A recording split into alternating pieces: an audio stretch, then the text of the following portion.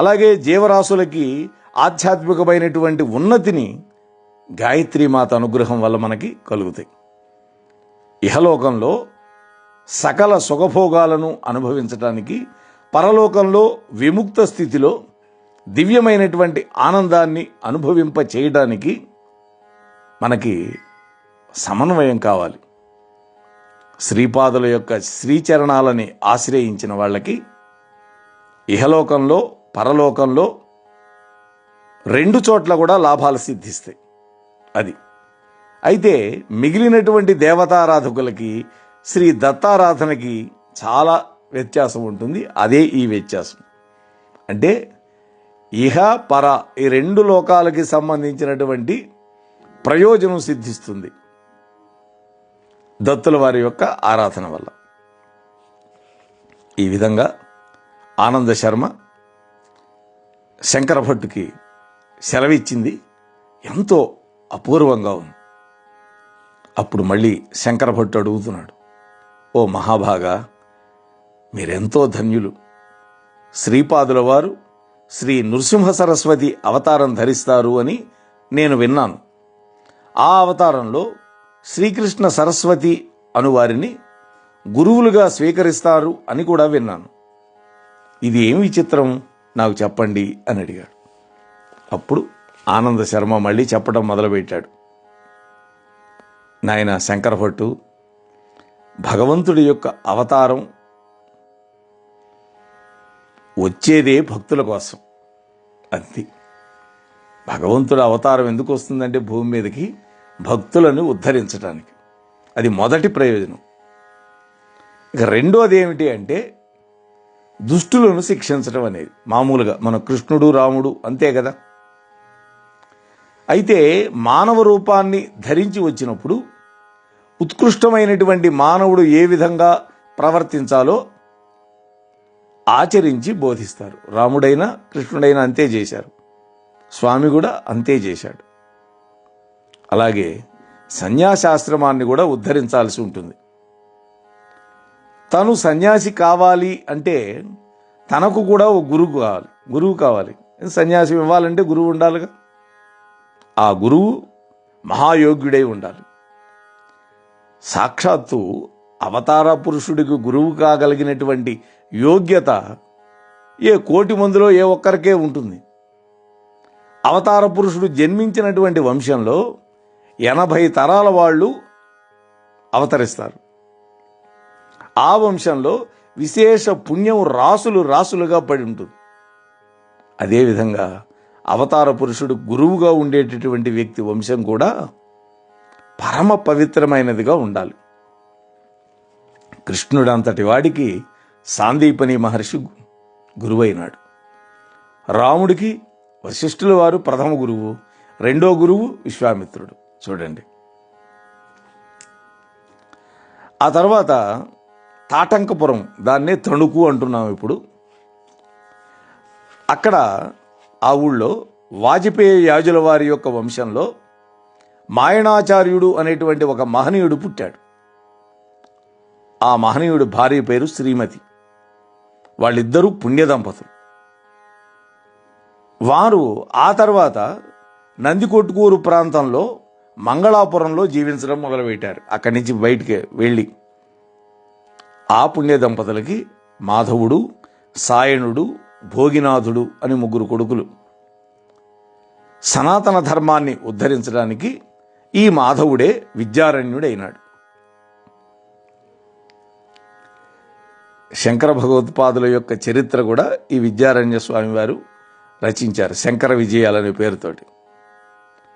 మహాతపస్సంపన్నులైనటువంటి బాపనాచార్యులు సూర్యమండలం నుండి శ్రీశైల మల్లికార్జున లింగంలో శక్తిపాతం చేశాడు. వాస్తవానికి శ్రీ దత్తుల వారి యొక్క శ్రీచరణాలు శ్రీపర్వతం మీద అవతరించినాయి. శ్రీపాదుల వారి యొక్క శ్రీచరణాలు ఆ శ్రీపర్వతం మీద అవతరించడం ఎంతో అద్భుతమైన విషయం. శ్రీపర్వతం అంటే శ్రీశైలం. పర్వతం పేరు శ్రీ. దత్తప్రభు యొక్క పాదాలు చరణాలు శ్రీచరణాలు. ఈ నవావతారానికి శ్రీపాద శ్రీవల్లభ నామం ఎంతో తగి ఉన్నది అంటున్నారు. అలాగే బాపనాచార్యులు గారి వంశానికి, మాయణాచార్యులు గారి వంశానికి ఎన్నో తరాల నుండి సంబంధ బాంధవ్యాలు ఉన్నాయి. అంటే మల్లాది వారింట ఆడపడుచు జన్మించినటువంటి వాయపేయ యాజుల వారి కోడలని, వాజపేయుల వారింట ఆడపడుచు జన్మిస్తే మల్లాది వారింటి కోడలని చమత్కారంగా అనుకునేవాళ్ళట ఆ రోజు. చూడండి. అయితే బాపనాచార్యులు గారు తమ యొక్క కుమార్తె సకల సౌభాగ్యవతి, ఆ సుమతి మహాదేవి, మహారాణి అని కూడా అని పిలుచుకున్నారు. వాజపేయుల వారింటి కోడలుగా చేయాల. చూడండి. విధి ప్రేరితులై అగోచరమైనటువంటి దివ్య సంకల్పం వల్ల గండికోట అప్పలరాజ శర్మ గారికి ఇచ్చి వివాహం చేశారు. అంటే గండికోట వారి కోడలుగా వెళ్ళింది. సాక్షాత్తు దత్తప్రభువులు శ్రీపాద శ్రీవల్లభులుగా పుట్టి తమ మాతామహులతో రక్త సంబంధం కలిగినటువంటి వాజపేయ యాజుల వారిని కూడా తరింపజేయాలి అనుకొని మాధవాచార్యుణ్ణి తన దగ్గరికి ఆకర్షించుకున్నారు. మాధవాచార్యుల వారికి శ్రీపాదుల వారి పట్ల వాత్సల్యభావం పెళ్ళుబిగిపోయింది. ఈ మాధవాచార్యులు విద్యారణ్య మహర్షిగా పరిణామం చెందారు. వారి శిష్యులు మలయానందులు, వారి శిష్యులు దేవతీర్థులు, వారి శిష్యులు యాదవేంద్ర సరస్వతి, వారి శిష్యులు కృష్ణ సరస్వతి. శ్రీ విద్యారణ్యులకి కృష్ణ సరస్వతులకి మధ్య ముగ్గురున్నారు ఆ గురు పరంపరలో. శ్రీ విద్యారణ్యులే కృష్ణ సరస్వతిగా అవతరించి శ్రీపాదుల వారి తర్వాత అవతారంలో గురువులుగా ఉంటారు. ఇది అక్కడ విశేషం. శ్రీ విద్యారణ్యులు భవిష్యత్తులో తన సోదరుడైనటువంటి సాయణాచార్యుడి యొక్క వంశంలో గోవింద దీక్షిత నామంతో జన్మించి రాజర్షి అయి తంజావూరు రాజ్యానికి మహామంత్రి అవుతాడు. ఇది శ్రీపాదుల వారి యొక్క దివ్యవచనం. శ్రీపాదుల వారు నిత్యము సత్యం మాత్రమే మాట్లాడతారు. ఒకసారి ఆయన తల్లి సుమతి మహారాణి శ్రీపాదుల వారికి స్నానం చేయిస్తూ ఉన్నది. ఇంతలో పైండా వెంకటప్పయ్య శ్రేష్ఠి గారు అక్కడికి వచ్చాడు. వారిని చూసి శ్రీపాదుల వారు, తాత మనది మార్కండేయ గోత్రమా అని అడిగారు. వారు బదులివ్వకుండా శ్రీపాదుల వారి ముద్దులు గొలిపే మాటలకి శ్లేషార్థానికి నవ్వుకుంటూ ఉన్నాడు. వాస్తవానికి శ్రీపాదుల వారు భారద్వాజ గోత్రీకులు. పైండా వెంకటప్పయ్య శాస్త్రి గారిది మార్కండేయ గోత్రం. తమ యొక్క భావనాపరంగా పైండా వెంకటప్పయ్య శ్రేష్ఠి గారికి కూడా దౌహిత్రునే అనేటువంటి విషయాన్ని ఇక్కడ నర్మగర్భితంగా చెప్పారు స్వామి. ఇంతలోనే సుమతీమాత స్నానం చేసిన తర్వాత మార్కండేయునంతటి ఆయుష్మంతుడు కావాలి అని నీళ్లను గుండ్రంగా తిప్పి ఆశీర్వదించింది. ఇప్పటికీ తల్లులు చేస్తారు. స్నానం పూర్తయిన తర్వాత చివర్లో ఆ మిగిలినటువంటి చెంబు నీళ్ళని తిప్పుతారు. అలా అయితే మార్కండేయుడు 16 సంవత్సరాల వరకే ఆయుష్ కలిగినవాడు. అయితే శివానుగ్రహం వల్ల చిరంజీవి కాగలిగాడు. తను కూడా 16 సంవత్సరాల పర్యంతం మాత్రమే తల్లిదండ్రుల దగ్గర ఉంటాను అని నర్మగర్భంగా సూచిస్తున్నాడు స్వామి. 16 సంవత్సరాల వయసు తర్వాత మార్కండేయుడు మహర్షి అయి గృహ పరిత్యాగం చేసి చిరంజీవి అయినాడు. శ్రీపాదుల వారు కూడా 16 సంవత్సరాల వరకు మాత్రమే తల్లిదండ్రుల దగ్గరుండి ఆ తర్వాత జగద్గురువు అయినాడు. తాను తన శరీరాన్ని గుప్తంగా ఉంచాలి అనుకున్నాడు. తన ఈ శరీరానికి చిరంజీవిత్వం ఉందని, ఇప్పుడు మనం చూసేటటువంటి శ్రీవల్లభ రూపం ఏదైతే ఉందో అదే స్వరూపంలో అత్రి అనసూయలకు కుమారుడుగా గతంలో అవతరించింది కూడా ఆయనే అని పదే పదే చెప్పాడు. మొదటిది దత్తావతారం, రెండవది శ్రీపాదుల వారి అవతారం. ఇక శ్రీపాదుల వారి యొక్క వివిధ రూపాల గురించి చెప్తున్నాడు ఆనంద శర్మ. శ్రీపాదుల వారు తమ యొక్క యోగశక్తిని బహిర్ముఖం చేసి స్త్రీ రూపంలో ఉన్నటువంటి తమ యోగశక్తితో సహా దర్శనమిస్తూ ఉండేవారు. ఇది ఎంతో అపూర్వమైన విషయం. కుండలిని శక్తిని ఈ విధంగా స్త్రీ రూపంగా బహిర్గతం చేయటం కేవలం దత్తప్రభువులకే చెల్లుతుంది. 16 సంవత్సరాల వయస్సులో ఉండేటటువంటి ఆ నవ యవ్వన దంపతి రూపాన్ని బాపనాచార్యులు గారు, రాజమాంబ, శ్రీపాదుల వారి జననీ జనకులు, నరసింహశర్మ దంపతులు, వెంకటయ్యప్పయ్య శ్రేష్ఠి గారి దంపతులు మరికొంతమంది మాత్రమే దర్శించగలిగారు. వాళ్ళిద్దరికీ వివాహం చేయాలి అని సంకల్పించినటువంటి తల్లిదండ్రులకి కేవలం నిరాశ మాత్రమే ఎదురైంది. తాము భవిష్యత్తులో దివ్య దంపతి రూపంలో దర్శనం ఇవ్వాలి అని సంకల్పించారు అనటానికి ప్రప్రథంగా వారు అవధూత రూపంలో సుమతీమాతకి దర్శనమిచ్చేప్పుడే సూచన చేశాడు. అవధూత రూపంలో అవధూత సుమతీమాతతో ఈ విధంగా చెప్పింది, అమ్మా, నీ కుమారుడు 16 సంవత్సరాలు వరకు మాత్రమే మీ దగ్గర ఉంటాడు. అందువల్ల వాడికి వివాహం చేయ సంకల్పించినా వినడు, సరికదా ఇల్లు విడిచి వెళ్ళిపోతాడు. అందువల్ల అతడి యొక్క మనోభీష్టాన్ని అనుసరించి మీరు నడుచుకోవాలి అని చెప్పేవాడు. శ్రీ అనఘాదత్తులు ఆది దంపతులు. వారికి చావు కానీ పుట్టుకలు కానీ లేవు. వారు సదా లీలా విహారులుగా ఉంటారు. వారు శ్రీపాద శ్రీవల్లభ రూపానికి, అలాగే ఆ తర్వాత శ్రీ నరసింహ సరస్వతి రూపాన్ని, ఆ తర్వాత స్వామి సమర్థుల యొక్క రూపాన్ని ధరించి అర్ధనారీశ్వరులై ఉంటారు. ఇది ఇక్కడ దైవ రహస్యం. విడిగా భార్య కనపడదు, సగం శరీరంలో నిబిడీకృతమై ఉంటారు వాళ్ళు. ఇక శ్రీపాద శ్రీవల్లభ చరితామృత పారాయణం వల్ల కలిగే ఫలితాన్ని మనకి చెప్తున్నాడు మరొక్కసారి. శ్రీపాదుల వారు వినాయక చవితి రోజు పుట్టడం వల్ల అందులో కూడా ఒక విశేషం ఉంది. లాభుడు శ్రీ గణేశుడి యొక్క కొడుకు. సిద్ధి బుద్ధి భార్యలు కదా ఆయనకి. ఒక పుత్రుడు లాభుడు. ఒకానొక కల్పంలో, ఒకానొక యుగంలో అతడే లాభాద మహర్షి అని పేరు పొందాడు. ఆయనే శ్రీకృష్ణ అవతార సమయంలో నందుడుగా పుట్టాడు.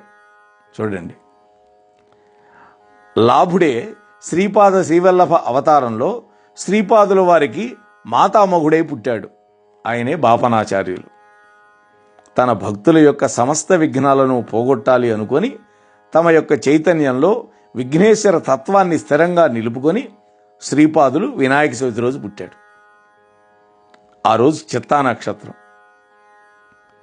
దీనికి 27వ నక్షత్రమైన హస్తా నక్షత్రంలో కురువపురంలో వారు అదృశ్యమైపోయాడు.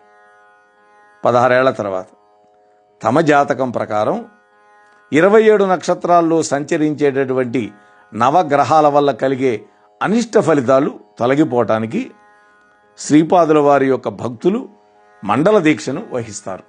ఇది వహించాలి కూడా 40 రోజులు. ఒక మండలం పాటు శ్రద్ధాభక్తులతో శ్రీపాదుల వారిని అర్చించిన లేదా వారి యొక్క దివ్య చరిత్రని పారాయణం చేసిన సర్వ అభీష్టాలు సిద్ధిస్తాయి. మనో, బుద్ధి, చిత్తం, అహంకారం ఒక్కొక్కటి 10 దిక్కుల్లో తమ యొక్క స్పందనలని, ప్రకంపనలని వెలువరిస్తూ ఉంటాయి. అంటే వాటి ప్రకంపనలు విడివిడిగా 40 దిక్కుల్లో విచారిస్తాయి, అంటే వెదజల్లుతాయి. ఈ 40 దిక్కుల్లో ప్రకంపనలను అరికట్టి వాటిని శ్రీపాదుల వారి వైపు మళ్లిస్తే అవి శ్రీపాద శ్రీవల్లభ చైతన్యాన్ని చేరుకుంటాయి. అది 40లో ఉన్న రహస్యం. అక్కడ అవి తగు రీతిలో సంస్కరింపబడి యోగ్యమైనటువంటి స్పందనలుగా మార్పు చెంది మళ్ళీ సాధకుడిని చేరుకుంటాయి. అప్పుడు సాధకుడి యొక్క ధర్మబద్ధమైన అన్ని కోరికలు సిద్ధిస్తాయి. ఇది గుర్తుపెట్టుకోవాలి. కోరిక ఎప్పుడూ ధర్మబద్ధంగా ఉండాలి. ఎదుటివాడు నాశనం అయిపోవాలని కోరుకోకూడదు. అది అధర్మబద్ధమైంది. నాయన శంకర భట్టు, నీవు శ్రీపాదుల వారి చరిత్రాన్ని లిఖించాలి అనేటువంటి అంతర్దృష్టితో నేను తెలుసుకున్నాను. అందుకని ఈ విషయాలన్నీ చెబుతున్నాడు. లోకంలో వ్యవహారంలో ఉన్నటువంటి పారాయణ గ్రంథాలలో రచయిత యొక్క వంశావళి, వివిధ స్తోత్రాలు వగైరా ఉంటాయి. నీవు వ్రాసే ప్రభు చరిత్రంలో నీ వంశావళి వర్ణన అనవసరం, అందుకని దాని గురించి రాయొద్దు అన్నాడు శంకర భట్టు గురించి. ప్రభువులను ధ్యానించు, నీ అంతర్నేత్రంతో శ్రీపాదుల వారిని నిలుపుకో, అందరికీ సులభంగా అర్థమయ్యే రీతిలో రచించు. అప్పుడు శ్రీపాదుల వారి యొక్క దివ్య చైతన్యం నీ లేఖిని నుండి ఏది వెలువరిస్తే అది మాత్రమే సత్యమవుతుంది అన్నాడు. అద్భుతమైన విషయం చెప్పాడు ఇక్కడ. ఈ రకమైన స్ఫూర్తితో వ్రాయబడే గ్రంథాలకు కానీ, ఉచ్చరింపబడే మంత్రాలకు కానీ ఛందోబద్ధత ఉండవలసిన అవసరం లేదు అన్నాడు. అంటే ఛందస్సు కట్టుబడక్కర్లా. కొంతమంది మహాభక్తులు తమకు దైవ సాక్షాత్కారం అయినప్పుడు వారి వారి స్థానిక భాషల్లో వ్యవహారక పదాలలో స్తోత్రం చేశారు. వారు సాధారణ వ్యాకరణ నిబంధనలు కూడా అతిక్రమించారు.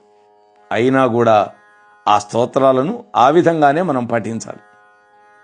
ఛందోబద్ధంగా ఉండాలి కదా అని మార్పు చేస్తే ఆ స్తోత్రం చదివినటువంటి ఫలితం రాదు. ఏ ఫలితాన్ని దృష్టిలో పెట్టుకొని మనం చదువుతామో అది సిద్ధించదు. భక్తుడి యొక్క ఏ పదజాలంలో భగవంతుడు సంతుష్టుడై వరాలిస్తాడో ఆ పదాలలో భగవంతుడి యొక్క అనుగ్రహ శక్తి ఉంటుంది. ఇది గుర్తుపెట్టుకోవాలి. ఆయా పదాలతో కూడినటువంటి స్తోత్రాలని మనం పఠించేటప్పుడు మన యొక్క చైతన్యం తొందరగా ఆ భగవంతుడి యొక్క చైతన్యానికి సామీప్యంలో ఉంటుంది. భగవానుడు భావప్రియుడు, చూసారా? అందుకని భావగ్రాహి జనార్దన అనేటువంటి నానుడు ఉన్నది. అంతే తప్ప బాహ్యప్రియుడు కాదు ఆయన. భావన అనేది ఒక శక్తివంతమైన శాశ్వతమైన శక్తి. ఈ విషయాన్ని గమనించు అని ఆనంద శర్మ బోధించాడు. అప్పుడు మళ్ళీ శంకర భట్టు అడుగుతున్నాడు, అయ్యా, భోజనం తర్వాత సద్గురుడి యొక్క గోష్ఠి ఎంతో ముదావహం కదా, ఇంకా శ్రీపాదుల వారి అవతార విశేషాలను చెప్పి నన్ను కృతార్థుణ్ణి చేయండి అని అడిగాడు. అప్పుడు ఆనంద శర్మ చెప్తున్నాడు, శంకర భట్టు గారు, శ్రీపాదుల వారు మల్లాది వారికి, పైండా వారికి, వత్సవాయి వారికి కూడా చాలా సన్నిహితం. అలాగే భాష చేత వెల్లడి చేయటానికి వీలు లేనటువంటి రుణానుబంధం కలిగిన వాడు. మాటలతో చెప్పలేం. ఆ 3 కుటుంబాల వాళ్ళకి పుణ్యబలం ఎంతో ఉన్నది. అందువల్లనే తన యొక్క తండ్రి ఆ 3 కుటుంబాల వారు ఇచ్చేటటువంటి ద్రవ్యాన్ని కానీ వస్తువులను కానీ స్వీకరించకపోవడం అనేది అనర్థహేతు అని శ్రీపాదుల వారు అభిప్రాయపడి వాళ్ళందరి సమక్షంలోనే ఆ మాట చెప్పారు. మనం మొన్న చెప్పుకున్నాం. శ్రీపాదుల వారి అభీష్టం మేరకి పండగ పబ్బాల్లోనే కాకుండా ఇతర సమయాల్లో కూడా అప్పల రాజశర్మ దంపతులు తమ సంతానంతో సహా మల్లాది వారింటికి, పైండా వారింటికి, వత్సవాయి వారింటికి యథేచ్ఛగా పోతూ ఉండేవాడు. పైండా వెంకటప్పయ్య శ్రేష్ఠి గారు ఒకానొక పండగ రోజున అప్పల రాజశర్మ దంపతులను తమ ఇంటికి పిలిచాడు. శ్రీపాదుల వారిని ఆయన ఒళ్ళో కూర్చోబెట్టుకొని తూగుటుయ్యాల్లో ఊగుతూ ఉన్నారు వెంకటప్పయ్య శ్రేష్ఠి. ఆ రోజున శ్రేష్ఠి గారు ఎంతో గంభీరంగా ఉన్నాడు. దానికి కారణం ఉంది. పీఠికాపురంలో ఒక ప్రసిద్ధుడైన జ్యోతిష్కుడు ఉండేవాట ఆ రోజుల్లో. అతడు ఓడ్ర దేశానికి పోయి జ్యోతిష్ శాస్త్రాన్ని అభ్యసించినవాడు. ఓడ్ర దేశం అంటే ఒరిస్సా. అతడు చెప్పిన జ్యోతిష్యం పొల్లుపోయిన దాఖలాలు లేవు. ఆయన ఏం చెబితే అది జరిగేది. అతడు అతి ఖచ్చితంగా ప్రాణప్రయాణ సమయాన్ని కూడా సూచించగలడు. అంటే వీడికి ప్రాణం ఎప్పుడు పోతుందో కూడా చెప్పగలట.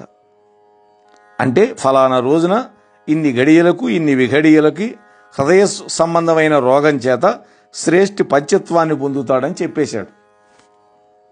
ఈ పైండా వెంకటప్పయ్య శాస్త్రి ఎప్పుడు పైకి వెళ్ళిపోతాడో చెప్పాడు.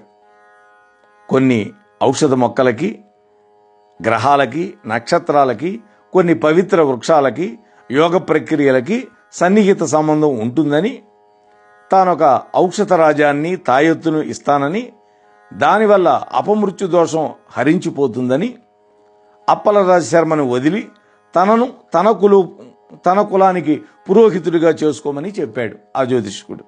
చూడండి, ఈ విధానానికి శ్రేష్ఠి నిరాకరించాడు. అందుకని మనం ఏం తెలుసుకోవాలి? తేపకి గురువుల్ని మార్చటం, పురోహితుల్ని మార్చటం, ఇట్లాంటి దిక్కుమాలిన పనులు చేయకూడదు అని ఇక్కడ చెప్తున్నాడు. ఒకవేళ నా జ్యోతిష్యం తప్పితే నేను గుండు గురిగించుకొని గాడిద మీద ఊరేగుతాడని ఆ జ్యోతిష్కుడు ప్రతిజ్ఞ కూడా పట్టాడు. విషయం అప్పలరాజు శర్మకి, బాపనాచార్యులు గారికి కూడా చేరవేశాడు, నివేదింపబడింది. బాపనాచార్యులు గారు జటిలమైన గణితం చేసి, దైవిక శక్తి పనిచేసి అతడి యొక్క అపమృత్యువు పరిహరింపబడుతుందని చెప్పాడు. గణితం వేసి చెప్పాడు. అప్పలరాజు శర్మ కాలాగ్ని శమన దత్తాత్రేయుని పూజించి ఆ తీర్థాన్ని ప్రసాదంగా ఇచ్చాడు శ్రేష్ఠి గారికి. సుమతిమాత ప్రసన్నమైనటువంటి వదనంతో పైండా వారింట్లో అభ్యంగన స్నానం చేసి వాళ్ళ ఇంటి ఆడబిడ్డ హోదాలో పట్టు వస్త్రాలు ధరించి, పైండా వారిచ్చినటువంటి నగలు ధరించి ఆ శ్రేష్ఠి గారిని తన యొక్క చిన్నతండ్రిగా భావిస్తూ ఆ శ్రేష్ఠి గారి దగ్గరికి వచ్చింది. ఇంతలో శ్రేష్ఠి గారికి హృదయంలో బాధ కలిగి అమ్మా అన్నాడు. దగ్గరే ఉన్నటువంటి సుమతీమాత, నాన్నా నన్ను పిలిచావా అని పరుగున వచ్చి దివ్యమంగళ స్వరూపమైనటువంటి ఆమె తన యొక్క శ్రీహస్తంతో శ్రేష్ఠి గారి యొక్క హృదయాన్ని స్పృశించింది. శ్రేష్ఠి ఒడిలో ఉన్నటువంటి శ్రీపాదుల వారు పో అని గట్టిగా అరిచారు. శ్రేష్ఠి ఇంట్లో ఒక ఆబోతు ఉండేది. వెంటనే అది గిలగిలా తన్నుకొని కొన్ని క్షణాల్లో ప్రాణాలు విడిచిపెట్టింది. శ్రేష్ఠి గారు రక్షింపబడ్డాడు. ఈ విషయం జ్యోతిష్కుడికి తెలిసింది. వెంటనే శ్రేష్ఠి గారింటికి పరుగున వచ్చాడు. త్రుటిలో తన అమోఘమైన జోస్యం తప్పిపోయినందుకు లోపల దుఃఖపడ్డాడు. వెంటనే జ్యోతిష్కుడితో శ్రీపాదుల వారు అన్నారు, నీవు జ్యోతిష్కుడివే, చాలా గొప్ప పరిశ్రమ చేశావు, నే కాదన్ను. కానీ జ్యోతులన్నిటికీ జ్యోతినైనటువంటి నేను ఇక్కడ ఉండగా మా తాతయ్య శ్రేష్ఠి గారికి మృత్యు భయం ఎందుకుంటుంది? నీవు శిరోముండనం చేయించుకొని గాడిద మీద ఊరేగవలసిన పనేం లేదు. నీవు పశ్చాత్తాపాన్ని వ్యక్తపరిస్తే చాలు. నీ తండ్రి గారు తను జీవించి ఉండగా శ్రేష్ఠి వద్ద అప్పు తీసుకున్నాడు. అతడు ఆ అప్పును తీర్చివేశాడు అని అబద్ధం కూడా చెప్పాడు. ఆ అబద్ధం కూడా గాయత్రి సాక్షిగా చెప్పాడు. దాని ఫలితంగా మీ తండ్రి శ్రేష్ఠి ఇంట ఆబోతుగా పుట్టాడు. ఇందాక ఒక ఆంబోతు చనిపోయింది కదా. శ్రేష్ఠి గారు ధర్మాత్ముడు కాబట్టి ఆ ఆబోతుకి సమృద్ధిగా మేత పెడుతూ ఉన్నాడు. హీన జన్మ పొందినటువంటి నీ తండ్రికి ఇప్పుడు నేను ఉత్తమ జన్మను ప్రసాదించాను అంటే దాని యొక్క కథ ముగించాడు. అంటే ఉత్తమ జన్మ వస్తుంది తర్వాత. అపమృత్యువాత పడాలి అని రాసి ఉన్నటువంటి శ్రేష్ఠి గారు ఆయన యొక్క కర్మఫలాన్ని ఆబోతుకు బదలాయించేశాను. శ్రేష్ఠి గారి కర్మఫలాన్ని ఆంబోతి మీదకి నెట్టేశాను. అందుకని ఆబోతి శరీరాన్ని విడిచిపెట్టింది. నీవు ఈ ఆబోతికి దహన సంస్కారాలు చేసి 10 మందికి అన్నదానం చేయి. నీ తండ్రికి ఉన్నటువంటి కర్మఫలం నశించిపోతుంది, ఆయనకి ఉత్తమ గతి కలుగుతుంది అన్నాడు శ్రీపాదుల వారు. శ్రీపాదుల వారి ఈ మాటలకి జ్యోతిష్కుడు సమ్మతించి ఆ ప్రకారంగా చేశాడు. నాయన శంకరభట్టు, శ్రీపాదుల వారు అనేక పద్ధతుల్లో ప్రాణరక్షణ చేసేవారు. ఒక్కొక్క పర్యాయం రాబోయే జన్మలోని కొంత ఆయుష్ను తగ్గించి ఈ జన్మలో ఆయుష్ను కూడా పెంచుతూ ఉండేవాట. లేదా కర్మ ఫలితాలను బదలాయించే పద్ధతిలో శ్రేష్ఠికి జరిగినట్టు కూడా చేయగలరు. చూసారా, శ్రేయోభిలాషి అయినటువంటి ఒకడి యొక్క ఆయుష్ నుండి ఆ వ్యక్తికి ఆయుష్ పెంచగలరు. అసాధారణ పద్ధతిలో మృత్యువునే శాసించి ఆయుర్దాయాన్ని కూడా ఇవ్వగలడు. రెండూ చేయగలడు. శరీరంలో తరుగుదలని పెరుగుదలని ఆపేసి యోగి ప్రాణశక్తిని తన అదుపులో ఉంచుకుంటాడు. శ్రీపాదుల వారు కూడా అటువంటి యోగ సంపూర్ణ అవతారం కలిగిన వారు. వారికి అసాధ్యం లేదు. ఉచ్ఛ్వాస నిశ్వాసాల గతిని విచ్ఛేదం చేయటం వల్ల మోక్షాన్ని సాధించడం అనేది సులభతరం. క్రియాయోగి తన ప్రాణశక్తిని ఆజ్ఞ, విశుద్ధ, అనాహత, మణిపూర, స్వాధిష్టాన, మూలాధార చక్రాలను చుట్టి పైనుంచి కిందికి, కింది నుంచి పైకి పరిభ్రమించేటట్టు చేయగలుగుతాడు యోగి అనేవాడు. ఒక్క క్రియకు పట్టే కాలం 1 సంవత్సరంలో జరిగే ప్రకృతి సహజమైనటువంటి ఆధ్యాత్మిక వికాసానికి సమానమవుతుంది. నాయన, అహోరాత్రాలలోని 3వ వంతు సమయంలో 1000 క్రియలు గనక జరిగితే కేవలం 3 సంవత్సరాల కాలంలో సహజ ప్రకృతి ద్వారా 10 లక్షల సంవత్సరాల్లో వచ్చే పరిణామం వచ్చేస్తుంది. పురాణాలలో అనేక వేల సంవత్సరాలు తపస్సు చేసినటువంటి యోగుల గురించి చెప్పేటప్పుడు ఆ కాలం సహజంగా ప్రకృతికి పట్టే పరిణామ కాలమని మనం అర్థం చేసుకోవాలి. అంటే ఆయా యోగులకు పట్టే వాస్తవ కాలం వేరే, ఆ పరిణామ ప్రకృతి సిద్ధంగా రావడానికి పట్టే కాలం వేరుగా ఉంటుందని అర్థం చేసుకోవాలి. అలనాడు విశ్వామిత్రుడు 1000 సంవత్సరాలు తపస్సు చేశాడు. భగీరథుడు చేశాడు గంగమ్మ కోసం. ఇవన్నీ కూడా అంటే బ్రహ్మదేవుడు ప్రతి జీవి కూడా ఆయుర్దాయాన్ని ఇచ్చి కొన్ని ఉచ్ఛ్వాసం నిశ్వాసాలని నిర్ధారిస్తాడు. అంటే గాలి పీల్చి వదలటం. అంతేగాని ఇన్ని సంవత్సరాలుగా నిర్ణయించడు. అంటే బ్రహ్మదేవుడు ఇన్ని ఉచ్ఛ్వాస నిశ్వాసాలు వీడికి ఇస్తున్నాను అని మాత్రమే చెబుతాడు. ఇంతకాలం బతుకుతాడని చెప్పడం.